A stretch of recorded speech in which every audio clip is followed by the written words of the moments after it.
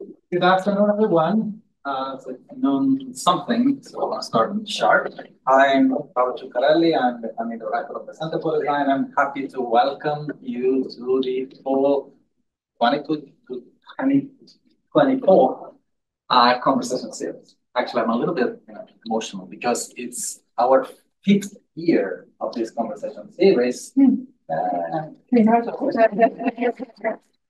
So, yeah, 5 years that we try to connect the research that is happening at the center and more broadly the College of Art and Design with potential stakeholders outside. So people that share the same interest that could work with us and try to push some of these topics further. So you've seen on the screen some of the topics that we touched on in the past years. In the spring series 2024, we worked a lot on the relationship between design, civic society, the disability, healthcare. And I think this was like leading naturally to the topic of today's conversation that is about something very important that we will discover soon. Before that, I just wanted to share about some of the topics for this fall and some changes. So what you will see today was framed as art, design, and humanities. I'm not sure if that's right, but you will describe better what this is about. The conversation today, we will talk about design and artificial intelligence soon, not on the 17th, but on the 24th of October. We will have design and XR in November, and then we will have some of our fellows to share their research progresses in December. But without further ado, I'll leave the stage to Judith and Kenneth to introduce the topic of today and speakers. For the vibrancy of need, or the question is what a need is. I think that's pretty relevant. So suppose it's yours. Thank you so much, Paolo. Welcome, everybody. My name is Chris Van Jafra. I am a professor here, actually, in the College of Social Science and Humanities. I am going to just do a brief introduction to our panelists, because it's really a conversation that we want to have today around the keyword need, but I'm going to set that up in a little bit more to get us started.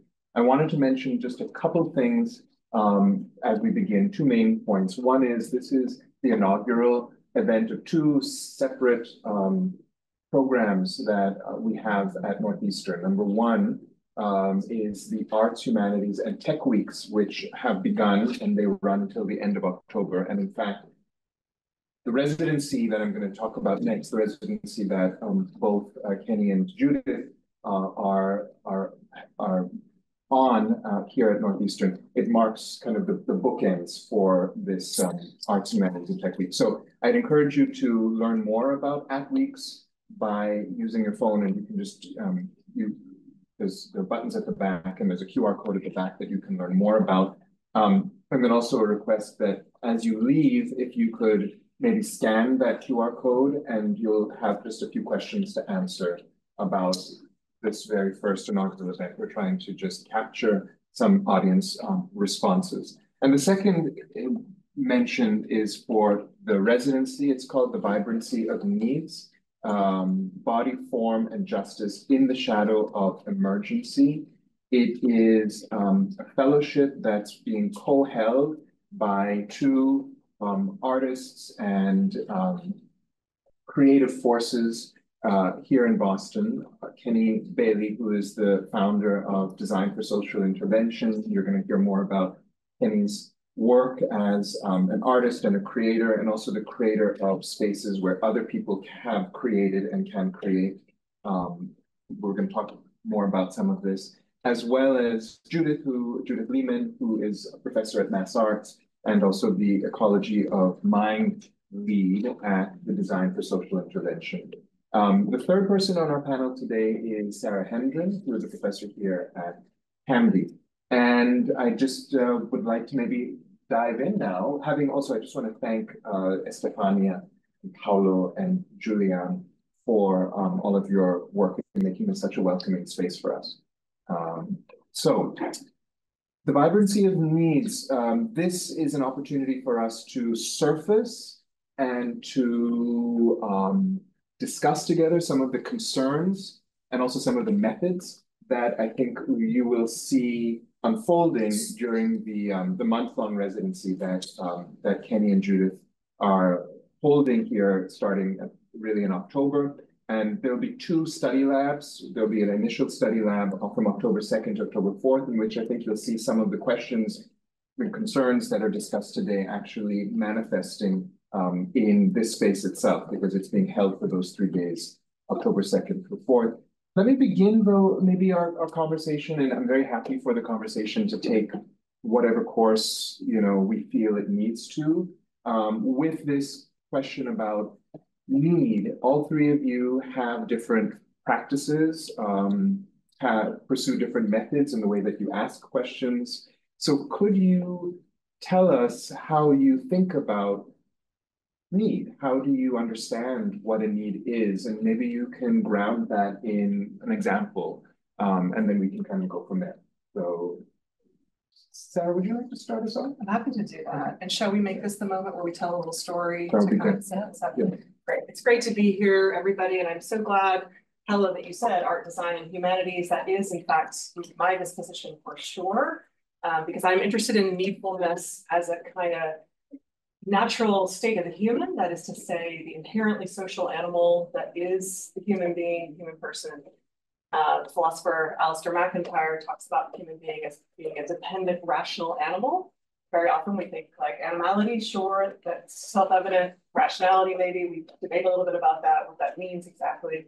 But the dependency part as like a third stool of a 3-legged stool is something quite profound. That is to say, we are inherently tied to one another. And what that means, especially in modernity, is that the question of needfulness is in fact a social, in the micro way, but a civic and also a political question. That is to say, what claims do strangers have upon us, and what kind of needs then become a kind of collective matter? How do we design a world in which needfulness is actually acknowledged as part of life, is mitigated when unwanted or egregious, but also, again, is part of a vibrancy? I love this term, because it is both, it is a mixed, kind of phenomenon. How do we need each other? And then how do we make those needs known and so on? And so disability, for me, is a subset of a kind of philosophical tradition of this question of dependency. I will share my screen just to walk you through a project, because I think it's the easiest way to talk about needfulness as it's made evident in design. And I think it will help us all just sort of orient. I will just say, this is the kind of thing that I typically do. I've got 5 images up here of collaborations between students in my classroom, myself, and often artists with disabilities, sometimes also people who are interested in technological prosthetics in a typical way, more often ramps for wheelchair dancing, a lectern for short stature, a navigational cane that plays the built environment. So I won't describe all these images, but just that's where I'm kind of coming from. And then I'll just tell you only about this one project, which is a kind of curatorial digital humanities project called Engineering at Home. I just got an image of a screenshot of a screen grab of the homepage here that has this array of objects in profile. It's about this woman named Cindy who lives here in Greater Boston, became a quadruple amputee at the age of 60 after a traumatic medical event, extended coma. So she is now has missing both lower leg limbs and also most of the digits on both hands. So this is the kind of technology that her needfulness presents to a kind of professionalized lab environment. That is to say, an $80,000 myoelectric arm that will do this replacement work of simulacrum of the flesh, hand returned to her. But what was interesting to me about Cindy when I met her with a colleague of mine at Olin College named Katrin Lynch, she's an anthropologist, is that Cindy is not using this mechanism at all. She did her best college try, but in fact is gathering dust in a closet, this beautiful thing from an engineering perspective, just showing you like carbon fiber, like I'm all about it. Like it's, it's transformational technology for some people, but for Cindy, it's not. This is actually a transformational technology for Cindy's kind of needfulness. And what it is a kind of silicone cap that sits on the top of her residual limb, such that she can do something that's meaningful to her, which is to write in her own handwriting. And this is a kind of incalculably affordable object. It was made from scraps of silicone in a 4-generation prosthetist shop down in Dorchester. Same people who facilitated that whole $80,000 professionalized arm, again, wonderful for some people. She said, you know what I really want to do? The thing that would make me feel like myself. It's not a medical need in the clinical sense, but it is a part of me, is to write thank you notes to people. And so here, this is an object that's in her bag every day and is being used all the time. And to me, the high contrast of this, so this was so successful, she went on to have it made with a fork and a knife. It's not an object that's going to ever scale. It's not for mass manufacture. It's not, in fact, a rejection of high tech. It is a high contrast example that needfulness and its material culture is truly everywhere. It's in the living rooms and kitchens and intimate spaces of our many lives. It makes possible putting on makeup, for example, with rubber tubing. I'm just very interested in that material culture and how it makes evident how we negotiate all of those needs in unexpected places with the expertise that is truly distributed across people, professional and non-professional. That makers come in all kinds of shapes and sizes and recombinations, tinkering and hacking. And when we see it as such, we might see indeed the vibrancy that is part of needfulness. So in the biggest sense, I'm trying to philosophically raise a kind of question that whether needfulness is all loss and diminishment, that is the popular story, or whether in fact needfulness is a site of generativity, of creativity, of sociality, and reinvention that's happening over the lifespan. So it showed it at the Future Starts here. I'm just going to tell you at the V&A. It's actually going to be in the permanent collection at the V&A. We did not design anything. We just shined a light on what people are already doing. I just want to know that that's what that project is. No one was more surprised than us. They included us in this. The Future Starts here. It's like a Facebook drone, cryogenics, and Cindy's pork holder. I'm not kidding. Like that to me, that brings me so much joy to this day. The kind of right, like, and we just, we could never have pitched it, but people got it. So there it is in install. Okay, that's it. Glad to be here. Thank you. Want me to go next? Yeah. All right. Hi, everyone. Kenneth Bailey, one of the co-founders of Design Studio for Social Intervention. We've been around for 20 years here in Boston. We'll be celebrating our 20th anniversary next year. And your story makes me think about Public Kitchen. We're doing a project right now called Public Kitchen, where we ask the question, if kitchens were public and social space, the same way schools are public and libraries are public, how would it change social life? And what's interesting is sort of the way in which need gets stacked. Because you immediately think about kitchen, you think about food, and you think about that we all need sustenance every day. And so there's a sort of pull into the immediacy of that kind of needing food, which can take you on one trajectory of a kind of line of service and trying to supply people with an immediate need of food. But it's interesting how what Public Kitchen really creates is a space where people who are in need of sociality and in need of another kind of site of contact, a place where they feel like they can step in and sort of assume a kind of cooperation. I don't want to say ownership in a sense of like a personal ownership, but there's a kind of collaborative stewardship that is an emergent property of this site, and people get to rehearse what's it like to work with others, to work with strangers, and to become friends around this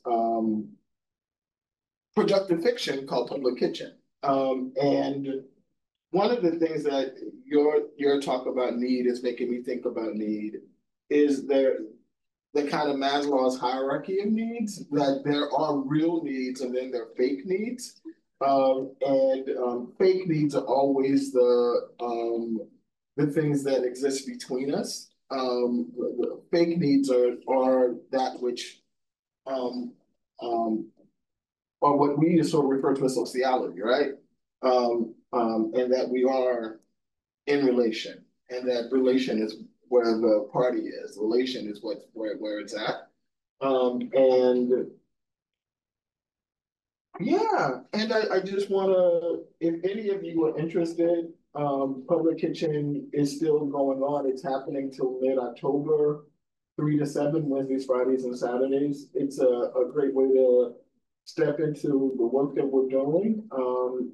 And if you want to learn more about it, if you Google Public Kitchen at DS, the number 4SI, you can see a video on it. But just in response, it just immediately made me think about sort of how we're trying to design spaces where people can rehearse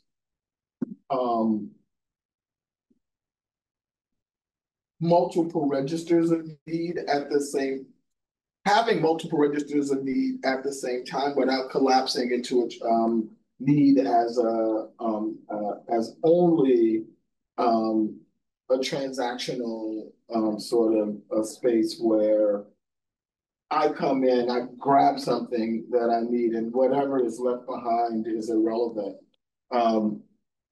What Public Kitchen and these other gestures we're trying to create hopefully make possible is for people to see the entire ecology. And not so if you're interested in eating, you aren't just interested in eating, but you also participate in the cleaning, you also participate in the trash, you also participate in the entire ecology that surrounds making that space vibrant. Yeah. So yeah. I just feasting too. Right? Exactly. It's great scrambling of non-transactional interaction. Right. And so yeah, that's my response to your response, and I'll turn it over to you, Judith. Yes. I'm Judith Leemann. I'm the Ecologies of Thought lead at the Design Studio. As of 2 years ago, I'm a professor at SR. Really happy to have a few colleagues here. I'm a former student. Yay. I wanted to share this video partly because I don't know what it is. And I think one of the things that I found in almost 20 years of getting to think as an artist alongside the Design Studio is a permission to keep bringing my own curiosities and needs to make sense into proximity without knowing what I had to offer or that I had anything to offer, but that if I could come up alongside and keep active my own studio curiosities, which are often emerging out of material play, material practice, very formal, that if I could bring that stirring and that appetite for textures, touch, form into proximity with practitioners whose concerns, who are looking at similar things, but with different methodologies, that proximity itself started to generate something in the way that you were just talking about. Like maybe I go in because I think there's something to eat that I want, and maybe I couldn't have gotten in thinking I need sociality. Like right. That might have been an impossible way to cross the threshold, but oh, it smells good in there. What are they cooking? And somebody, Brother Dooley or somebody is calling people off the street and letting them in to be brought in on one thing and then discover or have revealed to oneself the need that might have been almost intolerable to name before the offer of it being met was there.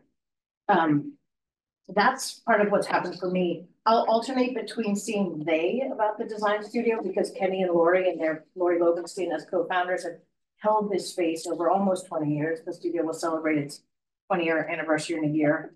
I'll alternate between saying they and saying we because I've been able to over these years like keep going away and coming back in a way that's been a really generative rhythm. The video that we're watching, I digitized a few weeks back as part of trying to build the archive of materials from our work together over 20 years. When I say I don't know what it is, I mean that I don't think it's a part of my art practice. It's an artifact of asking questions with materials with a group of young people that the studio hired in 2009 as part of a youth activism design institute. Looking at bringing in young people who are already community organizers working on youth violence, which was quickly reframed as interracial violence. And that act of reframing was part of where I was invited as an artist to come in and ask questions of form, of pattern, of rhythm, of texture, where the value of what I was bringing was actually that I didn't know intimately and personally the things that they were talking about. And if I could tolerate that not knowing or not knowing if I knew and proximity, then we could make another kind of space. Maybe I'll pause there because the video ended. Well, I was going to relive it again. It's like, I love it. If I just wanted to frame something and then throw us back into the conversation. You know, I think it would be really useful to hear from the three of you about why the way that you have been talking about need in what you've just said, why does it feel so urgent to you? You know, like what is it that is making the way that you're asking a question or questions about need, why is it feeling compelling? But more than that, I mean, also going back to the title of the residency, which is the vibrancy of needs, body, form, and justice in the shadow of emergency. So I guess I want to know if we are in the shadow of emergency, in the context of emergency, what is that emergency? And in your mind, and why does asking questions about need within that context feel important now?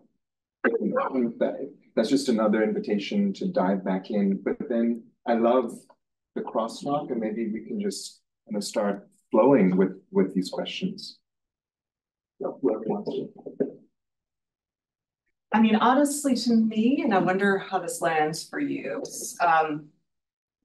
When I was writing my book about design and disability, I had a little visual sort of key for myself. It had the word urgency on it as a kind of right hemisphere, but it had the word wonder on the in a kind of left hemisphere, and then I had this arrow of design kind of swerving around via wonder to urgency. So I guess my response is, my theory of change is actually that needfulness is truly vibrant and wondrous first. And I think sometimes in the haste to politics, you know, in the contemporary university and cultural institutions, I was going to actually ask, what are the affordances and limitations of emergency or urgency? If you start there, in other words. Now, I know you might be thinking, but if the world is urgent and we need to pay serious attention to it, yes, I think we do.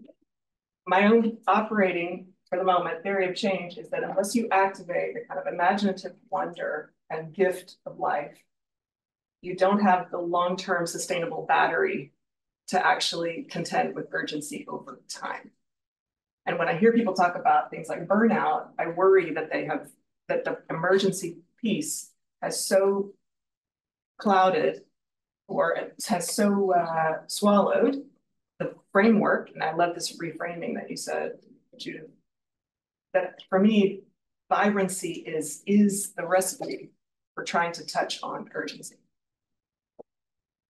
Lots of asterisks and qualifiers, but I don't know how this lands for you. Yeah, your diagram of going into wonder to go back through urgency, the place that hits for me is right, because if you went into urgency directly, you would have been already arranged by urgency, and urgency is already anticipating and has already trained you to respond to it in ways that perpetuate its presence, right? Like there's the trickster scholar Bio Kumalape said this beautiful thing: the crisis secretes its solution. Yes. Right. So urgency has already, it's a failsafe. Like, but to go out into wonder and come in with that noise affords a kind of friction.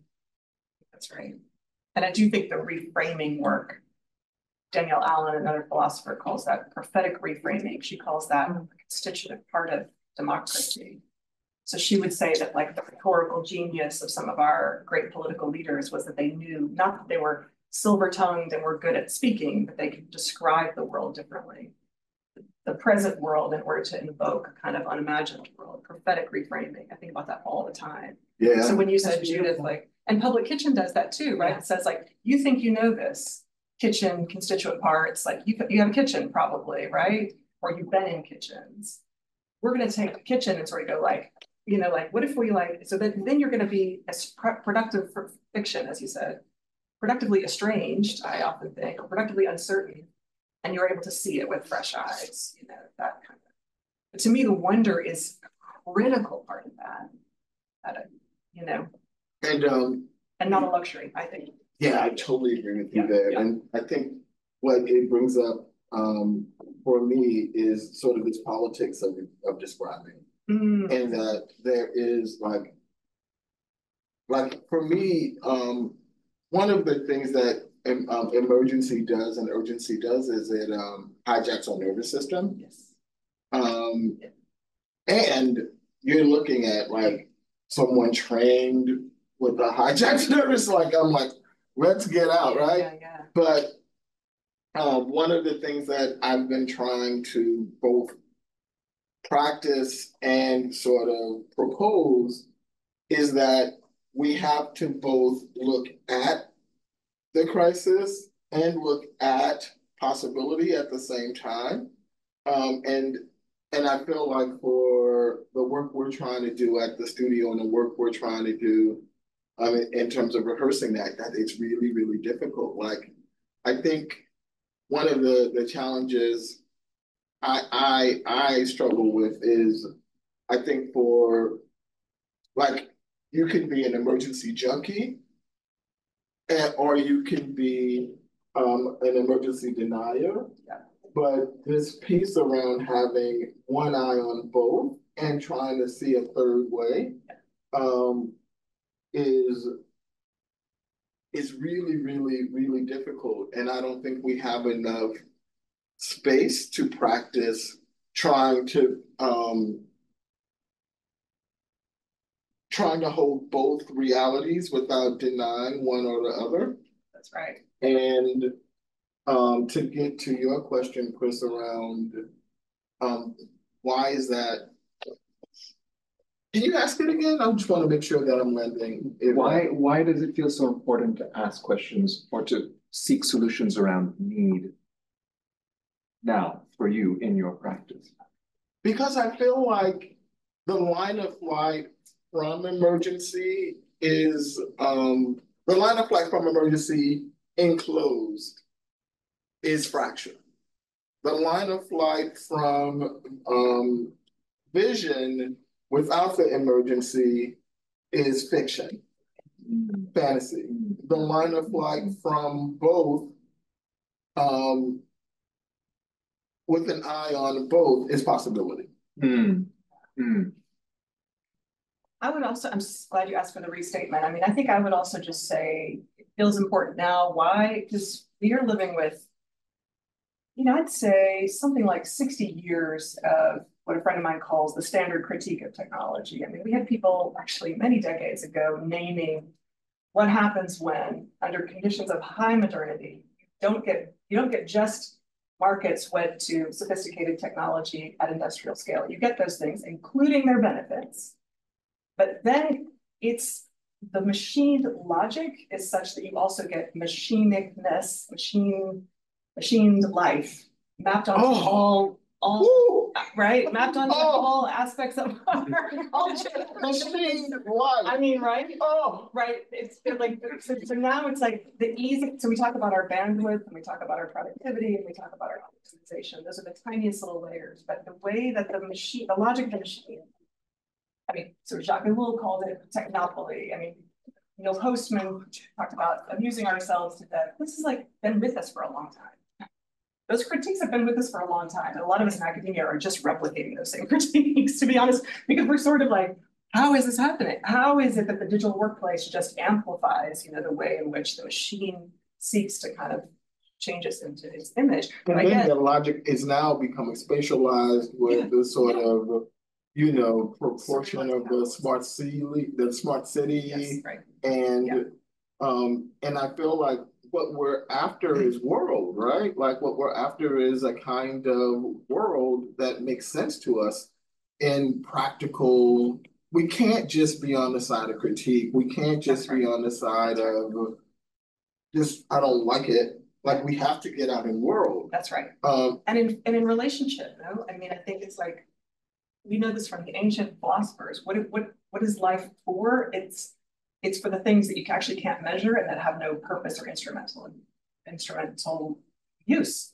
Relationship is its own end. Exactly. It is its own good, okay? And it operates at the slow time of trust and, accreted mutual dependence. I mean, so in other words, why does it feel important now? I mean, I'm also the mother of an 18-year-old with Down syndrome, there's nothing quite like cognitive disability to make it very sharply clear that a person cannot be shunted through the turnstiles of the machine.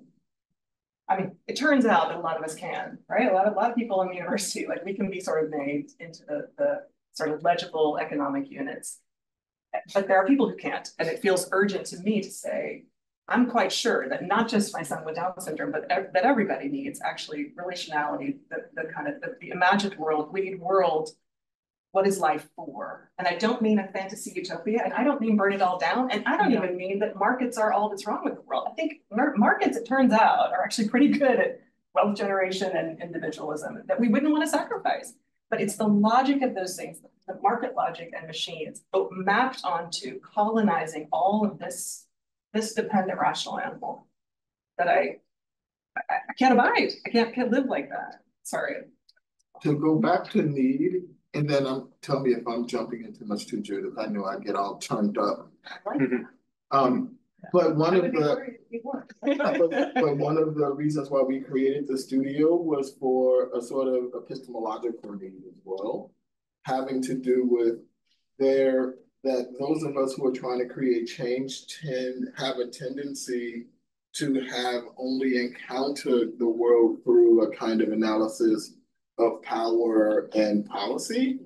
And a lot of the logics that you're using come out of other epistemologies, other ways of knowing. And so one of the things we've been trying to do at the studio is bring ways of knowing into trust and proximity with each other through the bodies of artists, activists, and academics. Because we feel like unless we sort of open what would the language be for, if I use sight yes, if I, what is it? What is a visual? Like if we open the visual or the optics of what can be seen through one's own, like if one can see that one has a way of knowing and that there are other ways of knowing that are legitimate and that we can actually share ways of knowing to have more aperture, to have more that having more eyes on a thing actually makes the thing more. Yeah, I think Thank you. You said something earlier about seeing with two different eyes.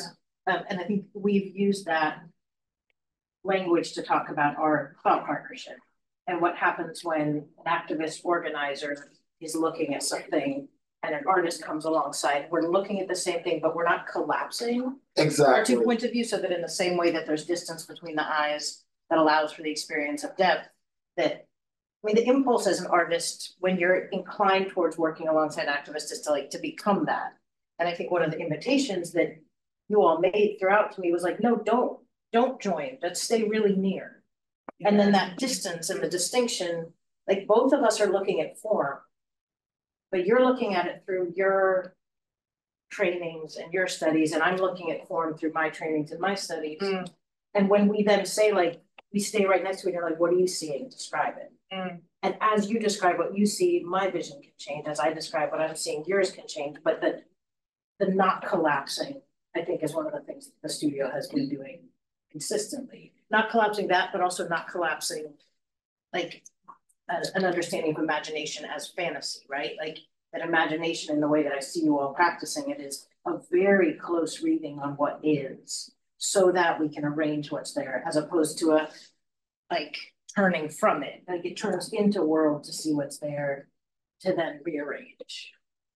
And in the language of design, like I would say the public kitchen is a kind of prototyping. I do think that the language of policy is always, well, what can work from the top down at scale, with a lever that we can pull and get to make the world that we want to see. And I think that's an important, conversation to have. But I think the role of artists is underappreciated in saying, like, I'm going to, in a microtopia way, I'm going to raise up this little idea and turn it like a jewel in my hands. Can you see a different way of relating, even just temporarily for this moment? And if you could see it, would it change how you think about the world?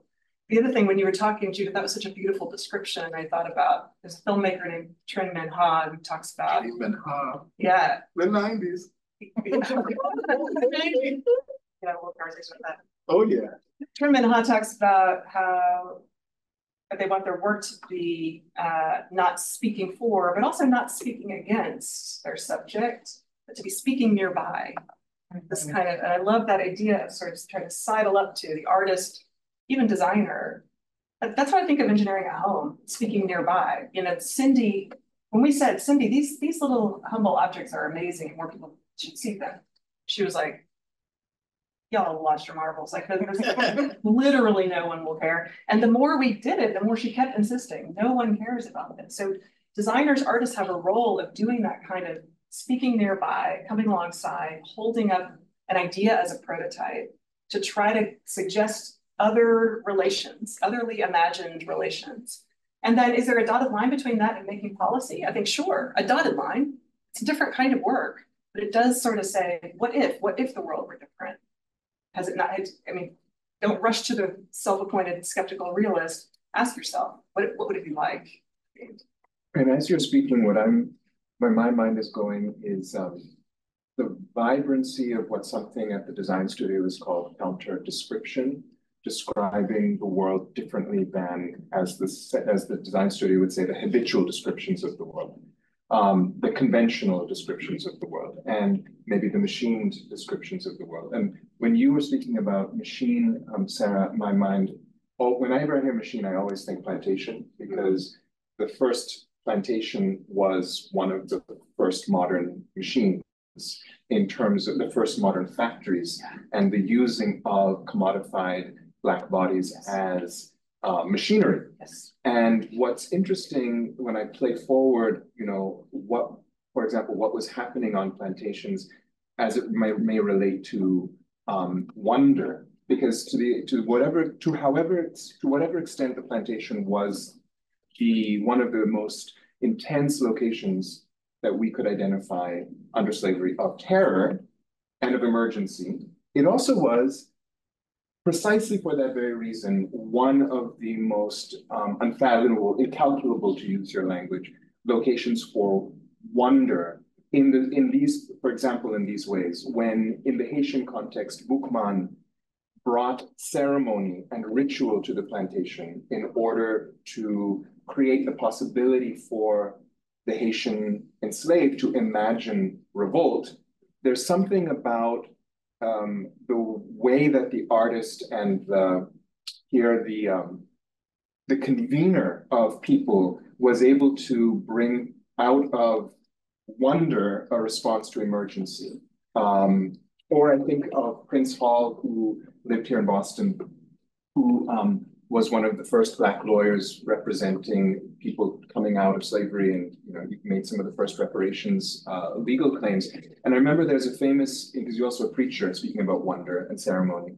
In one of his sermons, he asked all of the audience, the congregation, to look up at the stars. And I always found that very powerful. In fact, Martin Delany, in his writings, also in the 1850s, in the context of the Civil War, when he writes, he asks his readers to look up at the stars and to look at the celestial formations as a way of orienting ourselves, Yeah. So the idea of wonderment, of looking up, and the role of ceremony and ritual in that feels somehow part of this conversation. And it makes me wonder, when I'm talking about need, am I fundamentally talking about the need that we have to encounter the other? The other being the other human next to me, the other animal life next to me, the other divine force, and how much it can feel in everyday life that in fact, both are true. On one side, the ability to access that encounter with the other can feel so hard because we're so alienated so much. We often feel so alienated by technology, by market, by commodity form, by all of it. But it's also true from what you're saying that in everyday life, there are so many ways and pathways and holes and gaps that we actually continually feel wonder, and are actually connecting with each other. So it's not a either or story that is at this table. Right? But there is a gardening, there is a kind of attention to the production of wonder in relation, the attending that is necessary. In order to get to I don't know how to best say this, but in order to start to have a counterbalance, I don't even know if it's really a counterbalance. It's like we need people attending to, or we need stewards attending to these sites of wonderment in order to not forget, and in order to potentially get out of, to get to the world. I think we have to, as we're imagining, we have to also feel like we can win. And in that sense, winning is world. Winning is having other kinds of sociality really live. And so, yeah, I'll stop then. There's something about this, as you say, this tending of a garden. I think there's the action of that, and then there's also something that's like, maybe it's the same body pressing outward, or it's another body holding back that which would encroach on that. It would say, like, you have to know, you have to stay in your disciplinary lane, you have to, like, the things that make that, the things that want to collapse what's happening in that garden. I think the sort of productive, generative no, even as we've been talking about sort of what we want to do in this fellowship time, as we were talking about what we might want to talk about today, like a sort of permission to one another to not perform the things we already know, right? To like, to be in our need to understand, and to risk illegibility. That took, those permissions to me feel like they're one part of the room to tend something it wants to grow. I do wonder though whether all of us are complicit, wittingly or unwittingly, in a kind of isolation from, say, ritual, which is inherently collective, and also does ask us to be collected by something larger than ourselves. To be collected. Yes, and I think a lot of people would say, yeah, ritual is really important. Just make up your own out of whole cloth. Like, we are in a moment of kind of like, and the meaning is well intended, right? We want maximal, but that, for me, that's a kind of philosophical question. We want maximal autonomy, right? But I mean, I do say more about that. What do you mean? Well, just like the way that religious rituals, wisdom tradition rituals, have meant to be a kind of, even sometimes, Judith, I would almost say, not rehearsing the things we already know, but trying to rehearse the nature of ultimate reality, to remind ourselves, right? We are gathered in it's sort of looking at the stars with even more granularity. What is a human being? What is its relationship with the cosmos? What do we owe each other? Let's say it again, because we're going to walk out of here and forget. So, you know, I mean, for me, that's mass, that kind of restating of the nature of reality, that encounter over and over. That is a collective move that gathers the individual. Probably not popular, I realize, but it is a kind of, it is being both autonomous and then in very real ways, ritual ways, being collected into something larger than me. And indeed for the work of social kind of action too, being collected to something. It does mean, in other words, dialing down the kind of pick and mix, like highly bespoke way that we are shunted through the machine to operate, to think of ourselves ultimately as expressive, autonomous beings. It's a call to everyone, I guess. That is my observation. It's hard. It also makes me think about that, like the orientation towards stars as having one kind of physicality, but the orientation towards a larger and longer tradition, like is a kind of nesting in. Yeah, with like real wrestling. Yeah, like, right. Like that. It's not a kind of automaton. That's a myth about ritual and rehearsal. So yeah, should we open it up? Yes, we should. And I just, you know, as I open it up, I noticed an interesting thread in which, you know, we started talking about need and what is need, and when we saw the image of your friend writing, the need that was being addressed there was, at least at some level, the need to communicate to a friend, you know, to a lover, to a beloved one. Yeah. There's been the need of nourishment and the need of sociality, for example, in the kitchen. There's been the need of being in relation to the textures and the form and the shape of what is in ways that feel open, not closed. There's been the need that we've been talking about the epistemological need came up, but then also the need for wonder, potentially the need even for these lines of flight or these axes that lead our eye up or that lead our eye to, horizontally in ways that get out of the individual unit. So there are a lot of different ways that we're talking about need, and I think it's very rich. And I just wanted to kind of collect some of those as we move to an opportunity for a group conversation, around the vibrancy of needs and maybe how you are thinking of need, hearing what has been discussed here, or maybe you have some questions that are on your mind or responses that have come from the conversation so far.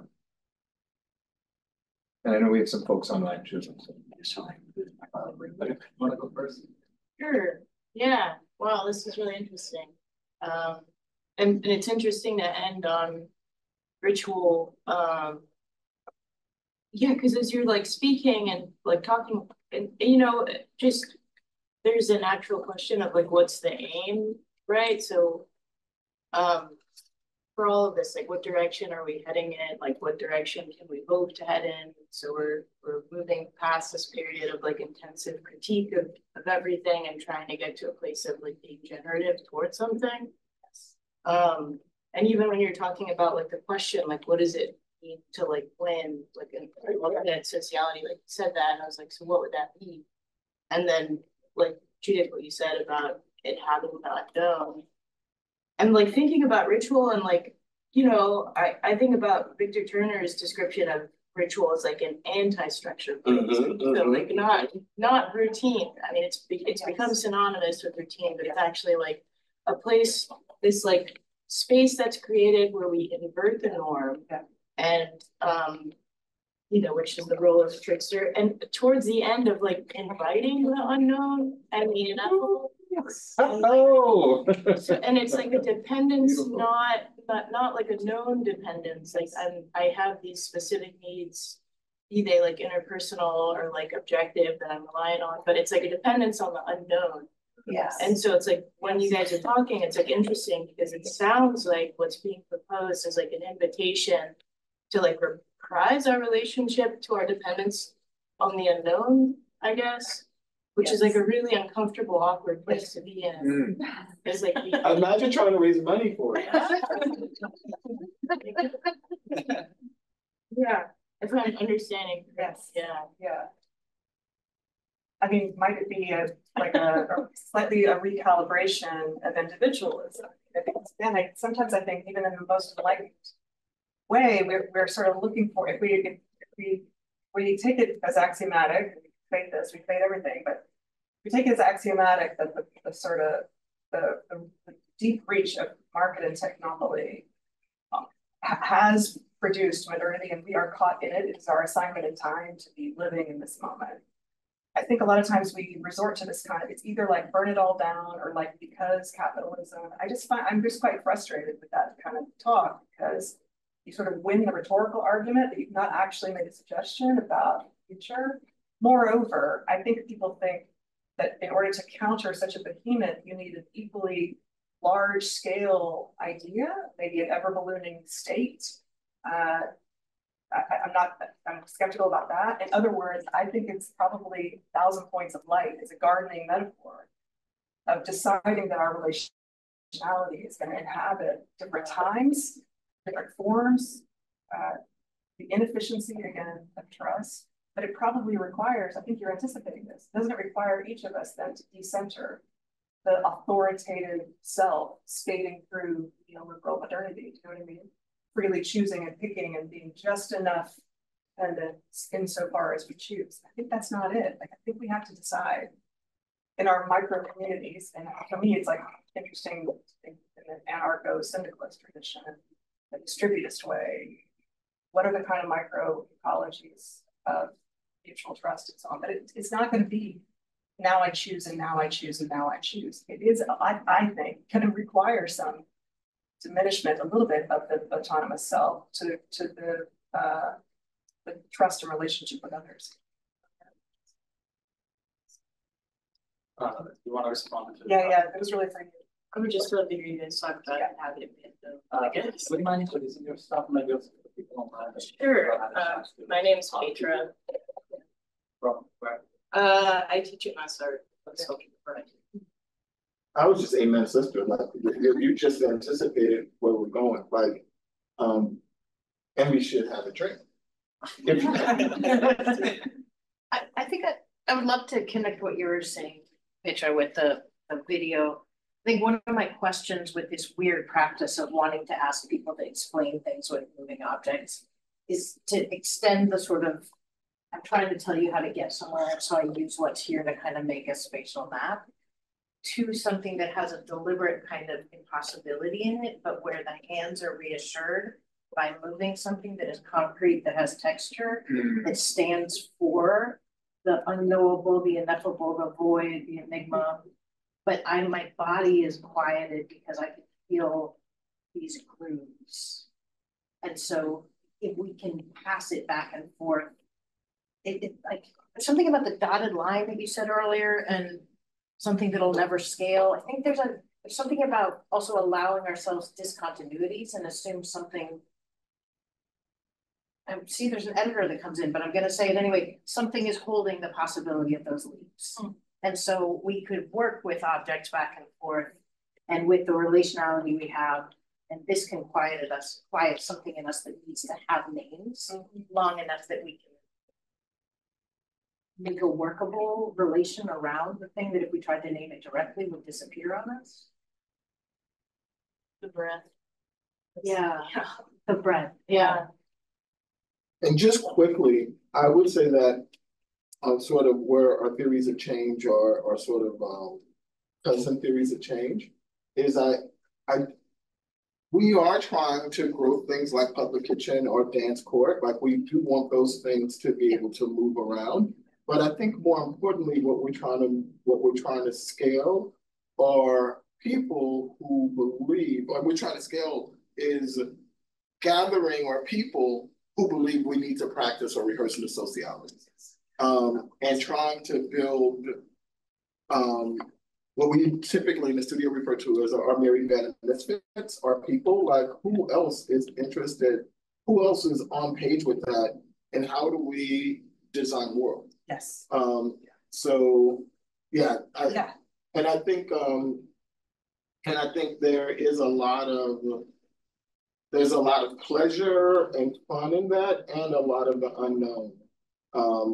And trying to design, imagine world, particularly in the face of the state, because it's so hyper real, you know what I mean? It's so apparent that it feels like sometimes totalizing, and there's no space with which to even try to do these. So we have to figure out where is the 1.5, thousand square feet where we can try to work it out. We have to literally keep pushing the other way, because one thing you said about the body of humans is that we all can't be shunted through the sort of we all can't become multicultural, neoliberal, hyper individuals with the twist and a nip, right? And marketable. The same is true for space and place. Like all spaces and places aren't going to be able to be Paris. And so if that's the case, maybe there's opportunity. Yeah. And I think I'm so glad you brought that up, because it's like, DS4SI is a beacon. It's like a beacon on a hill of not just other forms of relationality out of the spotlight. I mean, I think we need those too.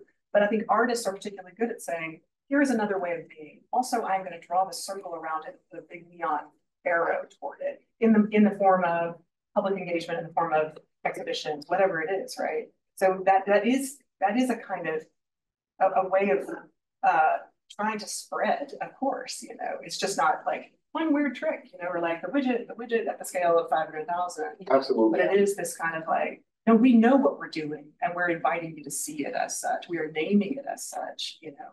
Which is another thing I struggle a lot with is recognition and its trickiness. Okay. Sorry. And then I want to. Oh, that's wonderful. You're really smart. Yes. Yes.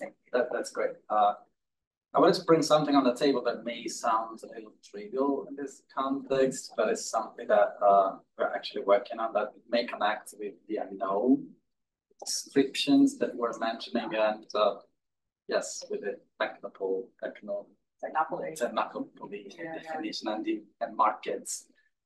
What we're trying to do here in the context of a research project is to try to train AI in a way that helps us understanding what latent needs are, using descriptions of the needs that people write.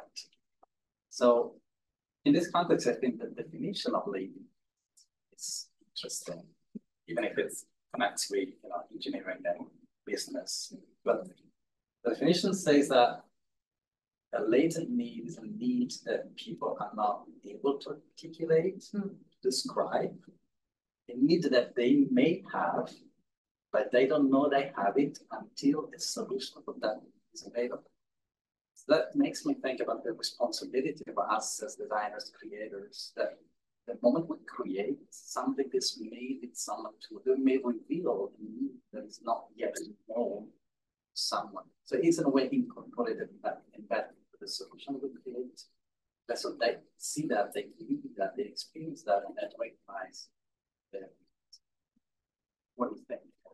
And as you respond to Paolo, may I ask if you could also just open a little bit of a bubble to talk about the residency and what you see coming in October for the community, as some of these questions we'll be exploring, or the questions that you want to center, how might you be exploring? So just tacking that off to Paolo's question. Yeah, put that in context. I mean, AI is entering the design process in any case. So what we're trying to do is to create a better relationship between the designers and these tools that are now available. I mean, yes, I agree with you, of course, that design ideas can come from lots of places, right? Where suddenly an affordance is available and then some sociology is organized around it. I think you described the best case scenario, which is to say, I didn't realize that I wanted to be virtually present with my parents on FaceTime, whatever it is. I could not have imagined that kind of sociology or smartphone. But then, of course, we would have to talk about all the ways in which sociology is also re-engineered by the availability. And we have to be really disciplined and specific about, as I say to my students, openings and closures in our experience. I suppose, I mean, in the realm of disability, I am really interested in thinking about the way that AI, and especially AR and robotics, might be a just-in-time tool for elder care and extended memory care and so on. If I think about latent needs, what can people not describe? I think a lot of contemporary Americans in this country are struggling to be both having been made economic subjects to deal with the extended needs of their aging parents, for example. And it's everybody I've talked to says that they're inventing it from whole cloth, it feels like. What choices they make, how their relationality is compromised or not, what do they do about very daily needfulness? So like, what is the role of a machine in trying to be a kind of human partner? But I suppose I'm just not, and I don't think you are either, Paolo. I'm not, it just all depends, doesn't it? That is to say, unless we are clear about the kinds of relationality that we want to be bedrock, we order our loves as such, then how do we know that our needs are truly a kind of need that we know is going to make life more fortified and return us to each other? Or is going to be a need for self-enhancement, small n need that then is actually turning us away from, it's just these things. But what do you all think? There's a couple of thoughts that come from me. One is, I think one of the things we've been trying to do as part of the residency is even unsettle our own felt sense of what need means and where need lives, and the difference between thinking of need as a property of this skin, ego, body versus need as a kind of vibrant underground aquifer, a commons. Yes. And in that case, what you described has something in common with what Kenny described public kitchen doing. You come in for food, but you discover this need for sociality. And if we are thinking about need in that aquifer and in that relational way, then I think the nature of the ear that's listening for the need can't be ignored. And the ear that public kitchen is and the ear that AI is, the 20 kinds of ear that public kitchen could be, the 20 kinds of AI could be. Like I would be curious to think more about how the nature of the ear, what if the ear isn't the second part? What if the ear is there first? And the waters in that aquifer respond differently based on what ear is there. These are the permissions I give myself as an artist to just paint that picture.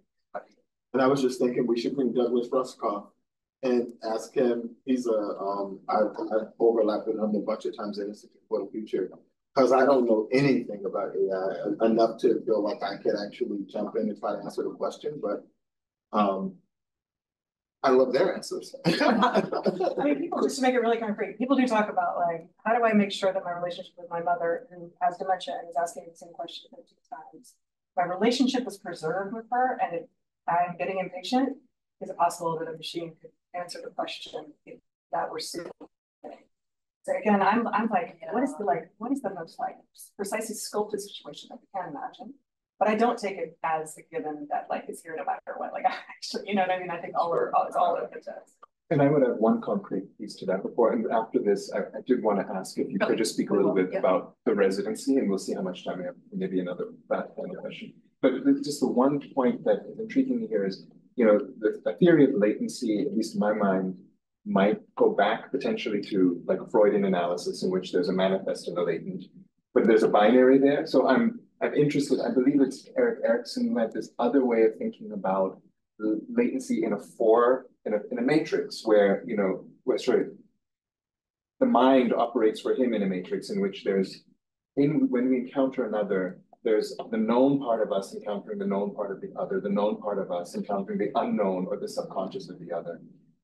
The known part of the other encountering the subconscious in us, and the subconscious, the aquifer in us encountering the aquifer in the other. So not that is a direct response to the question, but if the very nature of latency is not framed within a binary, what happens, you know, and how might AI inform that kind of question? Just interesting, so thank you for that.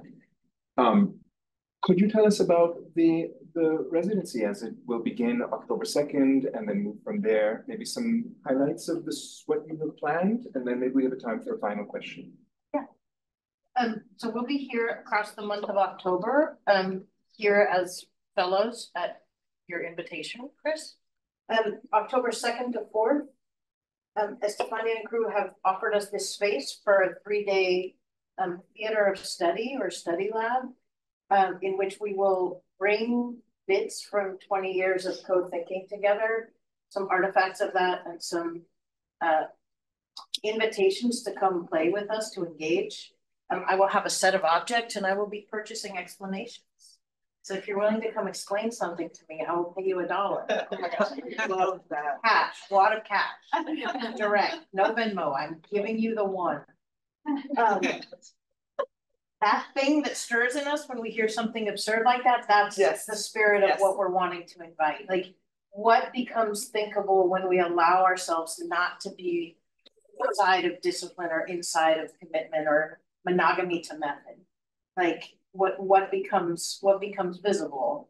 What becomes maybe not even visible? What becomes like, oh, did you feel that? What was that? Chance to kind of dwell well in that. So we'll be here October 2nd to 4th, and then we'll be in the design studios storefront space the 3rd week in October. And we would like to play. So please come play with us. I think what Kenny said about pleasure, there's something for me that these conversations do, that it makes me stay in the world. It makes me stay in the world, and it makes me not shred or tear between what I read this morning, what I'm trying to teach in the classroom, what I imagine my son is doing right now. Like, I think there's something about staying, that pleasure of looking together and the sobriety of looking together. Like, I don't know what this is. Can you look? My comments. And I didn't mean to foreclose the conversation. We actually do have a little bit more time. So it's not like just one more question. But was there, Sarah, was there one other? You have to go. Please. Yes, to vibrancy, exuberance, pleasure. And I'm really interested in returning to the question of emergency, and specifically the framing of it being in the shadow of emergency, right? And I think that's such a fascinating way of framing this, right? Because a shadow is something that's cast by virtue of it being visible to us, right? It's a little bit different than being in the middle of a whirlwind, which I think was like the title of a book about like the organizing out of the 2008 financial crisis. And also the shadows are not just visible, they're also felt, right? They are, they cause a temperature change, right? And that way of apprehending shadow is a little bit different, right, than the active kind of space of hyperactivity or emergency thinking, right? It's an ambient quality. And I'd be really interested in hearing you try to connect those pieces, right? A lot of the metaphors have been about visioning, right? And Judith, you just talked about the sensory or other forms of sensory metaphors. What might that, probing that metaphor a little bit more, like reveal to us about working right now? Well, I think you already did some of the work for us. Like what you just described about temperature wasn't in our conversations, right? But the second you said it, I was like, oh yeah, the feeling that something has passed in front of the sun, right? The feeling that something is changed, that is out. Like I notice it here. I don't know what it is yet. I think the word emergency for me comes into use when the design studio, when Kenny and Lori wrote The Case for Social Emergency Procedures in 2014, when Darren Wilson was not indicted for the killing of Mike Brown. And what Kenny and Lori were witnessing was that there was a kind of secondary terror happening when people were going to the workplace or to school, and some people had barely gotten themselves there and others were. Look at these cute kitten videos. And just the kind of terror, that framing of a social emergency and the need to reckon with the fact that we were having different experiences, I think was that's one of the anchors for that word. Do you want to? I also just think about in your description affect and how do we use the politics of description or description to actually talk about the contemporary emergency and what we're experiencing right now in real time with the election, with what's going on internationally. And yeah, I think, this space will be a good space to actually continue to work on those descriptions, like to play with shadow. Like, where is the shadow here in Northeastern? How are you all feeling it? What does the shadow look like? How can we intervene where there is a shadow, or if we want to intervene? So yeah, I think that I'm happy you brought it up, and that the qualities, the affects of when the sun is being blocked by whatever obstacles, like it's another way into thinking about intervention. I also thank you, Sarah, for that. I mean, and I like just the image of kind of it is a little bit of that speaking nearby, I suppose. It's the kind of like a prizing apart a little bit, the kind of that limbic reactionary kind of feeling of like intervene a strip of the headlines and so on. Instead of living that way, what puts a little bit of air and light in between? What is a shadow for sure, including the looming kind? I think a lot about, there's a philosopher named Paul Ricoeur who talked about getting to a second naivete in life. So having been battered enough, right, by real emergency, and also uncovering a kind of earned naivete, and even a willful naivete, a second naivete.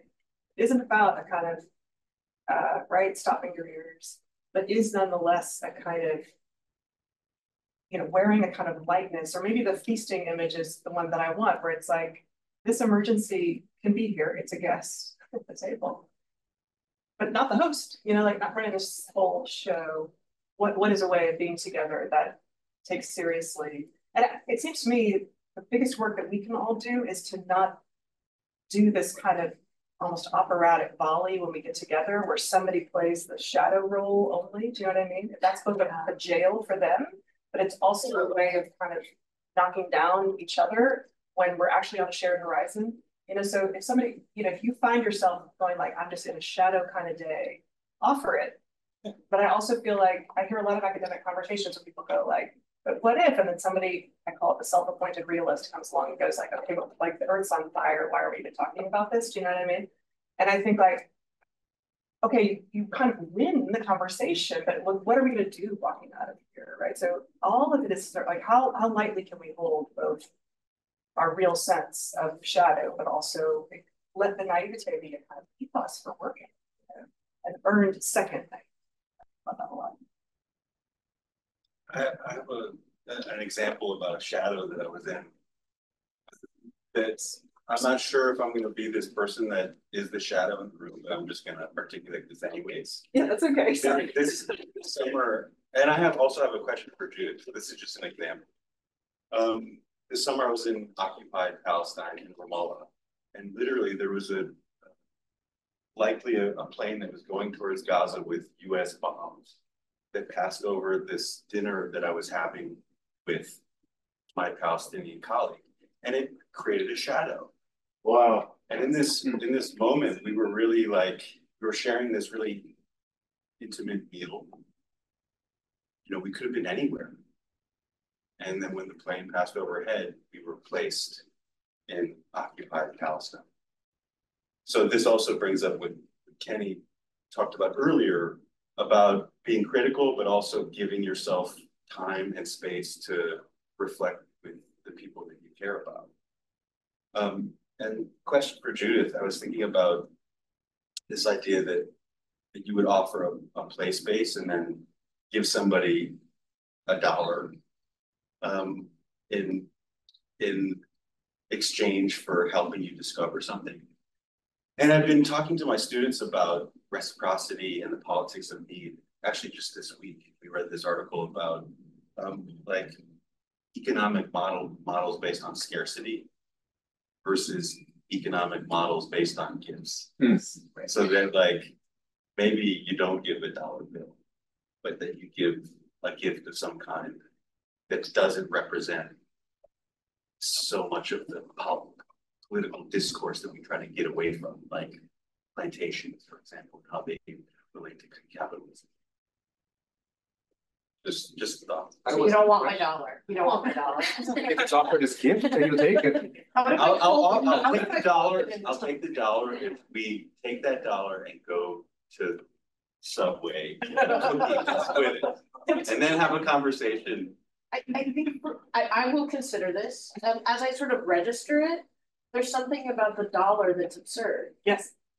Like, I'm not paying you your actual value of the time you're spending. It's like a lemonade stand.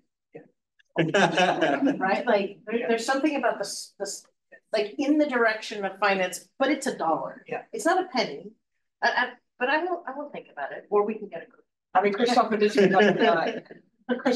talks about scandalous functionalism. Yeah. You know? Like, that to me is like this beautiful, absurd, you know, like, here we're having a transaction over this thing. There's so much of it that's going on there, but the scandal, right, is like, gift is something that never runs out and can never really be repaid, right? Maybe the gift is the scandal of.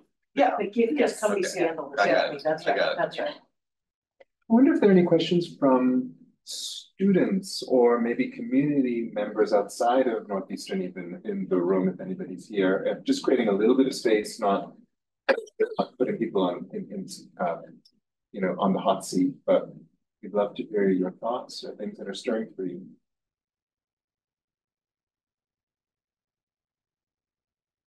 Anyone else that wants to ask?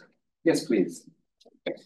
With regard to the dollar, it's good to remember that currency is a symbol of debt. It's actually giving someone a represents debt.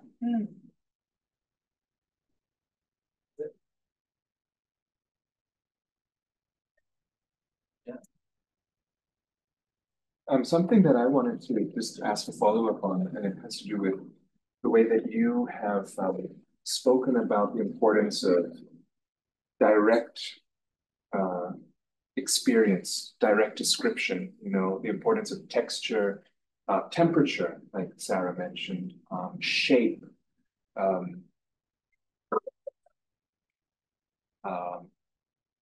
yeah, the weight of things. I'm just trying to think of the different kind of basic qualities to the material world around us. And just so we can hear more about your method or the ways that your relations to objects opens up what you so beautifully described as a kind of pathway, you described it as a way of almost settling our bodies, as you say, so that we can ask about the ineffable or the incalculable or, you know, the otherwise inaccessible. So can you just say more about that? Because that's very intriguing. How is it that this can help us to do something that's more than this, or in addition to this alone? I mean, I'll place it concretely in the visual arts classroom. For a while now, for a decade, I've been trying to work with students to develop practices and protocols around close reading objects. The temptation that I was seeing was that in the heightened moment of studio critique, so students have made work, they're bringing it in to look at with a teacher, with one another, that in that heightened moment, a kind of pre-programmed idea of what will be important to say would pop everyone into high interpretation in a way that could leave the object utterly unseen. And to me, that's obscene.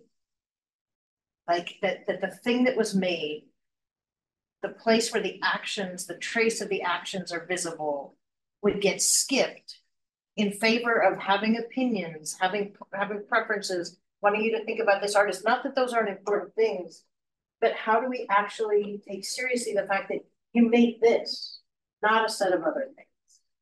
And so that to me also has this, when we're talking about with the garden, like blocking stuff, for me, those protocols for attention also require saying some really vivid, vibrant, obnoxiously facilitated on my part in the beginning no's.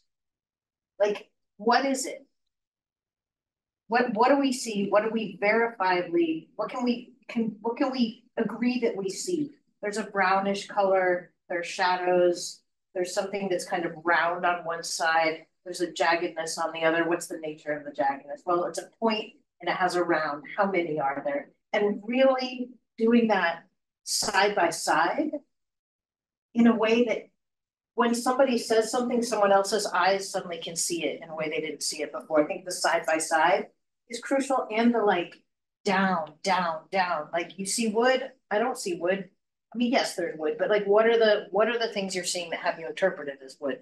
And I think that it is a relationality. It's a grounding in shared experience, and it's taking the time to establish that and embody it. And what arises, the observations that arise are so tender and specific to each group then.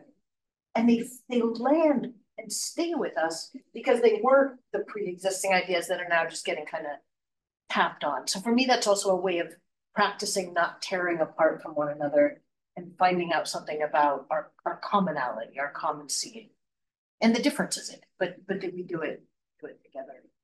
Yeah, thank you for being here and for talking about it with another. What you describe is exactly kind of like some of the work that we do here about intercultural collaboration. And so one of the projects that I personally worked on is playing with optics and trying to make visible these cultural differences and similarities in order to be able to communicate better or better together. And so what you're describing is really important also from the perspective of design and design conversations and conversations that we all need to be talking about when we have a design project. So I appreciate what you said. And on the Friday of our residency, when I should also be teaching a class over at Mass Art, my class is going to come over here. And I've timed it so that I'll be introducing close reading to them. So anybody who wants to kind of fishbowl around that. What is that going to be? Friday, which is the 4th, in the morning. Time? In the morning. We'll put it on the calendar, the QR code. There's flyers by the back door also for our Vibrancy of these residents. Any other questions in the room before I ask, I think, what might be a closeout question? Any other questions before that? I wonder whether this question is asking for a bombshell, asking for shadow in a particular way, inviting in shadow in a particular way, as you say, as guest, which is, we are sitting within institution, when we with a capital I, both materially, but also discursively, habitually, to use language that I've gotten from Kenny. What does it mean when we ask questions like have conversations like we're having within institution? Is it possible to, what's possible and what's not possible? And I'm kind of I'm basically looking at you, Kenny, to say, like, could you tell us, like, what do you, being a scholar, activist, located outside this kind of institution, of course, in a different kind of institution, but with purchase on what the limits of this kind of institution often can be, in ways that maybe those on the inside don't even have opportunity to recognize sometimes. What do you think about the possibilities for this conversation, the failures, the shadows, not about pointing fingers at what we're doing right now, but really just maybe inviting in the shadows to be with us too, so to speak? Yeah, it's interesting. I think where I immediately go is like finding out merry bands of misfits inside of institutions, right? And then wanting to play with those merry band of misfits, but they're inside the institution. And then so what does it look like to play together across these lines of difference, and the lines of difference being institutional differences. And often, because of the institutional differences, there are lines of difference around literal schedules or literal time or literal responsibilities that come with being part of an institution.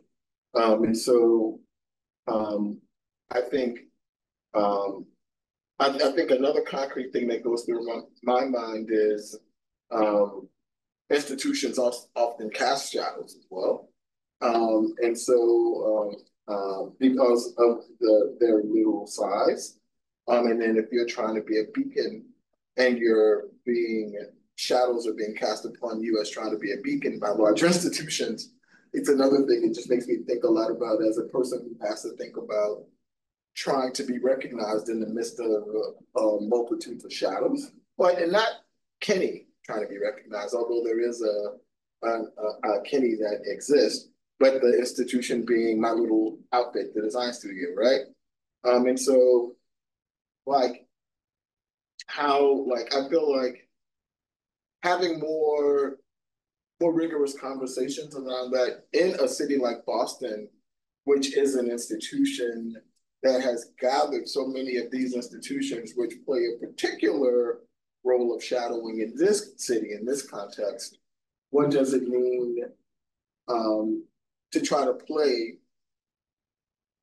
when so many of these institutions have merry bands of misfits that you meet right here, right? So I think those are my immediate thoughts are about what does it look like to collaborate across size and scale, and budgets and walls and the like.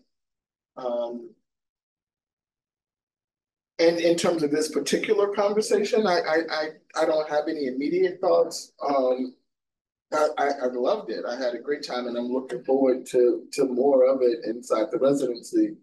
But as a person who runs an organization that has a set of concerns, I also just think, like, what are the opportunities? Like, and because there's, I just think,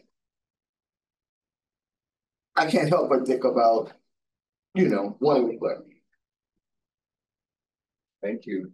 I'm going to turn it over to Paolo to close us out, but I just wanted to thank you you breathe, for the texture of the conversation, for the metaphors that are so rich, you know, and the language that you've given us, and also for like the concrete objects and experiences and stories that you've pointed to. I mean, in some ways, it's like enacting a feasting, you know, that I think we've also been talking about. We've been also feeling, you know, I've been feeling and appreciating.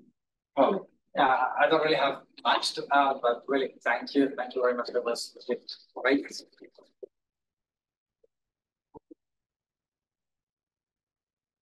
Yeah, I mentioned designing AI, artificial intelligence. This will be the topic of the next conversation. So that's my role. I need to play that role.